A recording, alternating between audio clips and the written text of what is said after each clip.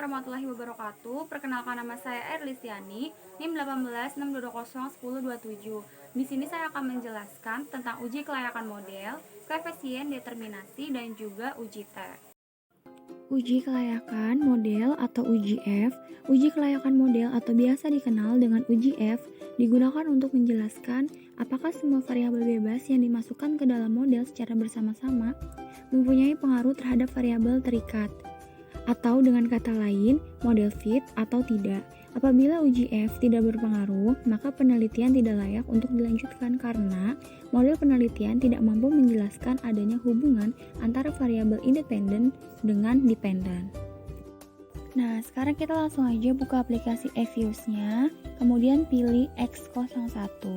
Berdasarkan perbandingan F statistik dengan F table, HO jika nilai F statistik kurang dari F table, dan HA jika nilai F statistik lebih dari F table.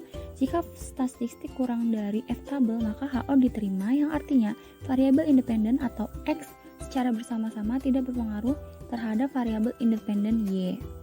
Nah, pada output di atas menunjukkan bahwa nilai F statistik sebesar 7.562.400, sementara F table dengan tingkat alfa sama dengan 5%, DF1 atau K-1 sama dengan 5, dan DF2 atau NK sama dengan 39. Didapat nilai F table sebesar 2.45583. Dengan demikian, F statistik atau 7.562.400 lebih dari F table, yaitu 2.45583, dengan nilai prob F statistik sama dengan 0,00048 kurang dari 0,05, maka dapat disimpulkan bahwa HA diterima.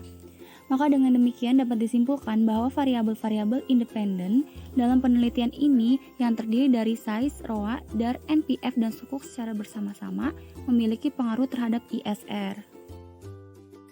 Koefisien determinasi. Hasil koefisien determinasi menjelaskan seberapa jauh kemampuan model regresi dalam menerangkan variasi variabel bebas mempengaruhi variabel terikat. Semakin besar hasil R-squared akan semakin baik karena hal ini mengidentifikasi semakin baik variabel independen dalam menjelaskan variabel dependen.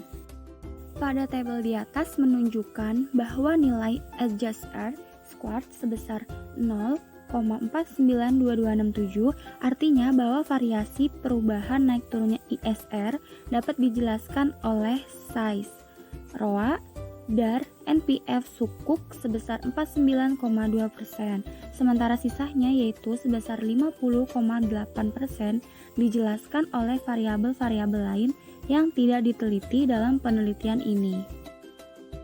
Nah, kemudian ada uji T. Hasil uji T menjelaskan signifikansi pengaruh variabel bebas secara parsial terhadap variabel terikat.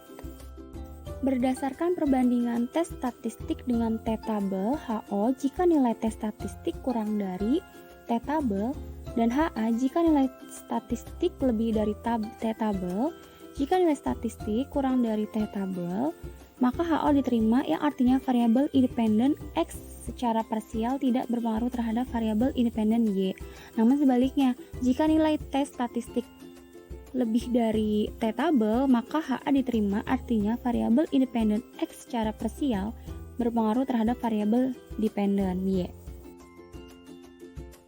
Nah, berikut output proses uji T. Yang pertama, ada nilai statistik ukuran perusahaan atau size sebesar 5,342578, sementara nilai T-table-nya sendiri yaitu 2,02269.